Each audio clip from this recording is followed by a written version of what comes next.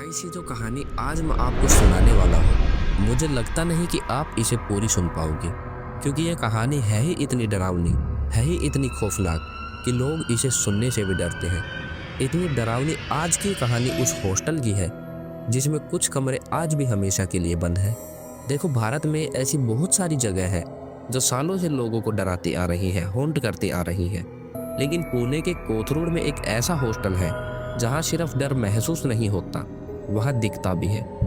और इस हॉस्टल की सबसे अजीब बात यह है कि यहाँ आपको शनिवार की रात तो जागना ही पड़ेगा, क्योंकि अगर आप उस रात सो गए तो उसके बाद पूरे हफ्ते कोई आपको सोने नहीं देगा।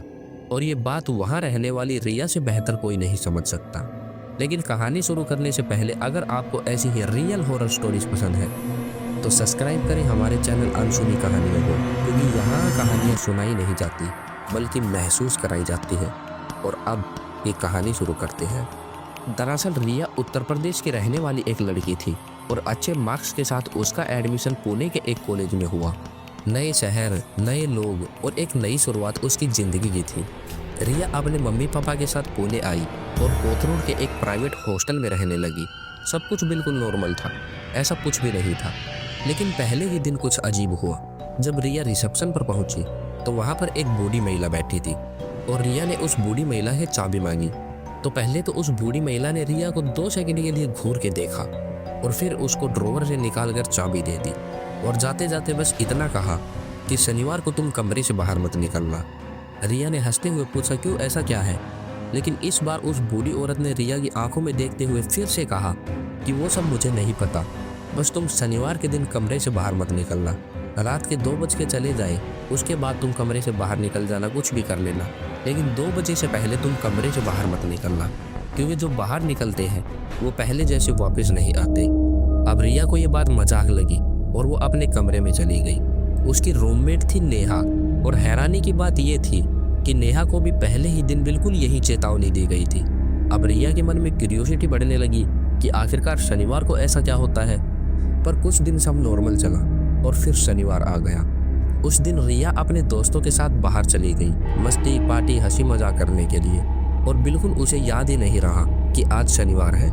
और जब उसने फ़ोन देखा तो रात के 1:30 बज चुके थे।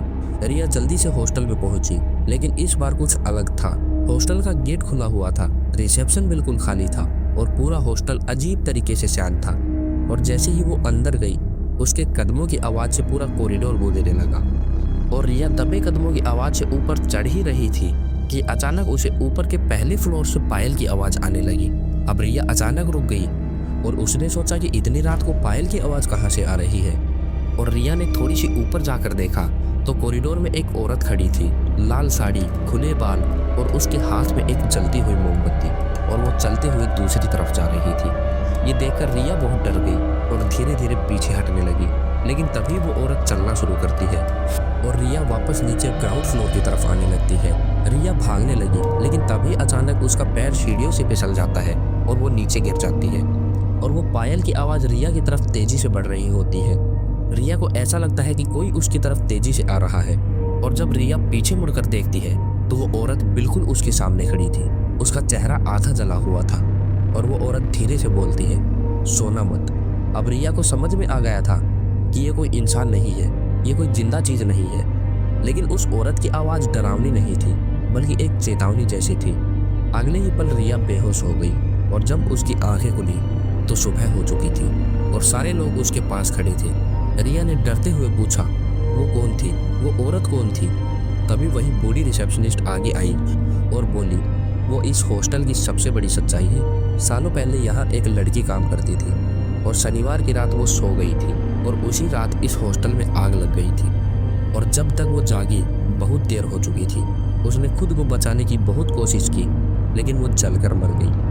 तब से हर शनिवार वो वापस आती है, लोगों को डराने नहीं बल्कि लोगों को जगाने, क्योंकि जो भी उस रात सोता है वो उसी की तरह हमेशा के लिए यहीं रह जाता है।